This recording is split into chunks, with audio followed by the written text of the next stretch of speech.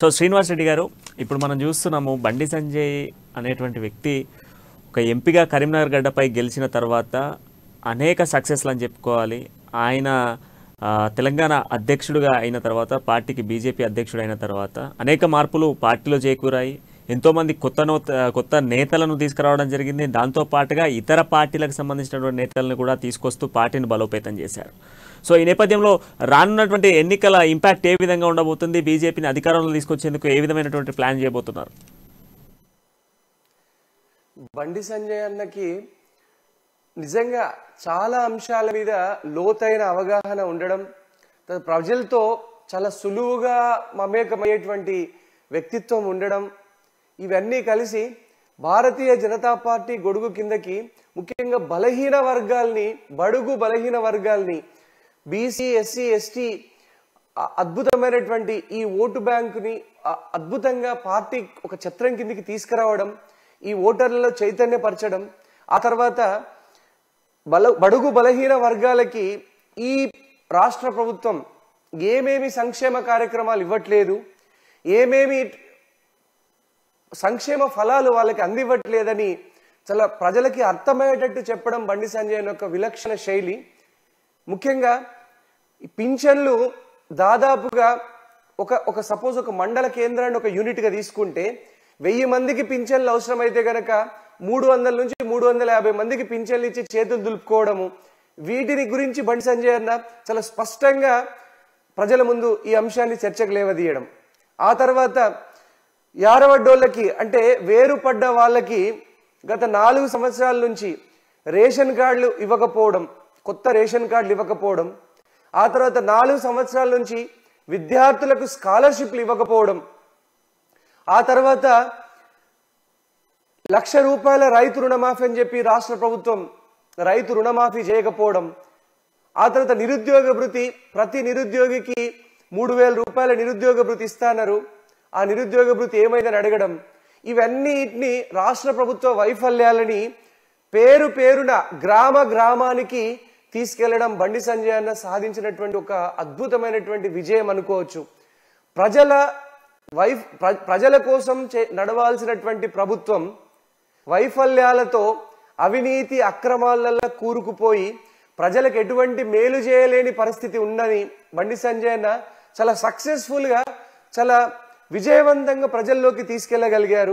అన్నిటికంటే ముఖ్యంగా ఏంటంటే గనక బండి సంజయ్ అన్న చేసినటువంటి ప్రసంగాలకి ఆయన్ని విమర్శించే వారి నుంచి కూడా ఆయన ప్రశంసలు ఎందుకు పొందిందంటే, ఈ కంటెంట్ రాష్ట్ర ప్రభుత్వాన్ని ఇరుకున పెట్టేటువంటి అనేకమైనటువంటి పథకాల్ని రాష్ట్ర ప్రభుత్వం కొనసాగించకపోవడం వల్ల ప్రజలు నిజంగా బండి సంజయ్ చెప్పేది నిజమే కదా, అవునదా, ముఖ్యంగా గ్రామాలలో ఉన్నటువంటి ప్రజలు, పట్టణాలలో ఉన్నటువంటి ప్రజలు వాళ్ళకి వాట్సాప్ లో ఫేస్బుక్లలో రకరకాలుగా వివిధ వనరుల నుంచి ఇన్ఫర్మేషన్ అందుతోంది.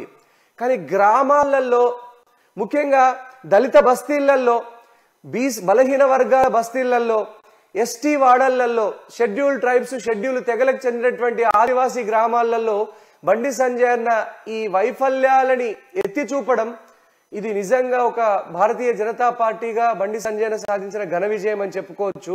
సామాన్య ప్రజలు కూడా అంటున్నారు, అరే సంజయ్ అన్న చెప్పింది నిజమే కదా, ఈ రేషన్ కార్డులు ఇవ్వకపోవడం, పింఛన్లు రాకపోవడం, వారికి విద్యార్థులకు స్కాలర్షిప్లు రాకపోవడం, ముఖ్యంగా డబుల్ బెడ్రూమ్ ఇండ్లని ఈ సర్కారు భయంకరంగా ప్రజల్ని మోసం చేయడం, ఈ 9 ఏళ్లలో ఒక్క ఇల్లు కూడా కేసీఆర్ సర్కారు కట్టకపోవడం, ఇవన్నీ కూడా బండి సంజయ్ అన్న చాలా తెలివిగా చాలా విజయవంతంగా ప్రజల దృష్టికి తీసుకెళ్లాడు. అది నిజంగా బండి సంజయ్ అన్న సాధించినటువంటి ఒక గొప్ప ఘన విజయం అని చెప్పుకోవచ్చండి. విధంగా ఇప్పుడు మీరు అన్నారు, బండి సంజయ్ స్పీచ్లతోనే ఎంతో మందిలో ఇన్స్పిరేషన్ గా మారారు. ఆయన స్పీచ్లతోనే ప్రతిపక్ష నాయకులు కూడా, ఇతర పార్టీలకు చెందినటువంటి నాయకులు కూడా ఆయన స్పీచ్ కి ఇన్స్పిరేషన్ అయ్యి ఆయనతో కన్విడ్ గా ఆయనతో మాట్లాడినటువంటి వాళ్ళు ఉన్నారు, ఆయనతో పార్టీలో చేరిన వాళ్ళు కూడా ఉన్నారు. సో ఈ నేపథ్యంలో ఇప్పుడు మీకు బూత్ కమిటీ మీటింగ్స్ కూడా పార్టీలో నిర్వహిస్తున్నారు. సో ఈ నేపథ్యంలో పార్టీకి సంబంధించినటువంటి మీటింగ్స్ ఏ విధంగా జరుగుతున్నాయి? దాంతో పాటుగా నూతనంగా గ్రామీణ ప్రాంతాల నుంచి పార్టీలోకి ఎవరైనా చేరుతున్నారా? ఇప్పుడండి ఈ బండి సంజయ్ అన్న పాదయాత్ర వల్ల దాదాపు 45 నియోజకవర్గాల్ని, అంటే తెలంగాణలో 45 బీజేపీకి అత్యంత ఇంపార్టెంట్ కార్యక్షేత్రాలు, ముఖ్యమైనటువంటి క్షేత్రాల్లో 45 అసెంబ్లీ సెగ్మెంట్లని వారి పాదయాత్రతో కవర్ చేయడం జరిగింది. పాదయాత్ర చాలా చాలా పెద్ద ఎత్తున గ్రామీణ ప్రజానికంలో ఒక గొప్ప చలనం తీసుకొచ్చిందండి. ఇప్పుడు ముఖ్యంగా మా ఉమ్మడి ఆదిలాబాద్ జిల్లాలో జరిగినటువంటి పాదయాత్ర బాసర దగ్గర నుంచి నిర్మల్ నుంచి ఖానాపూర్, ఈ ముదోల్, నిర్మల్, ఖానాపూర్ ఈ 3 నియోజకవర్గాల్లో జరిగినటువంటి పాదయాత్ర గ్రామ స్థాయిలో ఒక గొప్ప కదలికను తీసుకొచ్చింది. బండి సంజయ్ అన్న ప్రసంగాలకి ప్రజలు రెస్పాండ్ అవ్వడము, ఆయన్ని తమ వాళ్ళుగా ఓన్ చేసుకోవడం. అంటే ఓకే, బండి సంజయ్ అన్న చెప్తున్న దాన్ని కూడా అరే సంజయ్ అన్న చెప్తున్నది నిజమే కదా అని తమలో బండి సంజయ్ని మాలో ఒకడిగా అని ఓన్ చేసుకోవడము గ్రామాలలో. ఇది చాలా అంత ఈజీ టాస్క్ కాదండి. గ్రామాలలో ప్రజలు ఒక నాయకుడిని అంత తొందరగా తమవాడని ఓన్ చేసుకోరు. అంత తొందరగా బండి సంజయ్ అన్న గ్రామస్తులు, గ్రామాల ప్రజలు బండి సంజయ్ అన్న మావాడు, ఈయన చెప్పే దాంట్లో చాలా వాస్తవం ఉంది, బండి సంజయ్ చెప్పే దాంట్లో చాలా నిజాలున్నాయని ప్రజలు తమల్ని ఓన్ చేసుకోవడం ఒక నాయకునికి ప్రజలు ఇచ్చినటువంటి ఒక గొప్ప ఆశీర్వాదంగా మనం అనుకోవాలా. రెండవ వైపు ఇప్పుడు ప్రజాగోస బైక్ యాత్రలు, ప్రజాగోస బీజేపీ భరోసా పేరు మీద మొదట బైక్ యాత్రలు చేయడం జరిగిందండి, మోటార్ సైకిల్ యాత్రలు. వాటికి వారి ఆధ్వర్యంలో చేసిన యాత్రలకి మంచి అద్భుతమైనటువంటి స్పందన వచ్చింది ప్రజల్లో నుంచి. ఇప్పుడు బీజేపీ భరోసా స్ట్రీట్ కార్నర్ మీటింగ్స్, ప్రజాగోస బీజేపీ భరోసా, ప్రతి శక్తి కేంద్ర మీటింగ్ అంటే ఒక 3 లేక 4 పోలింగ్ బూతుల్ని కలిపి ఒక శక్తి కేంద్రం అంటారండి. ఈ 3 లేక 4 పోలింగ్ బూత్ల ప్రజలు ఒక శక్తి కేంద్రం కింద ఏర్పడి, ఆ శక్తి కేంద్రం కింద దాదాపుగా ఆ ఇన్ఛార్జు, ఆ 3-4 పోలింగ్ బూత్ల ఇన్ఛార్జీలు సామాన్య ప్రజలతో ఒక మీటింగ్ ని పెట్టడం, గ్రామ స్థాయిలో, పట్టణ స్థాయిలో. ఇది పార్టీని బూత్ స్థాయి వరకు కూడా, బూత్ స్వశక్తీకరణ అంటే నాయకుడు అనేవాడు ఎన్నికల్లో గెలవాలంటే మొదట బూతుని గెలవాలండి. ఇది బీజేపీ సిద్ధాంతం. అంటే బూత్ స్థాయి నుంచి కూడా పార్టీని బలోపేతం చేయడం చాలా ఇంపార్టెంట్.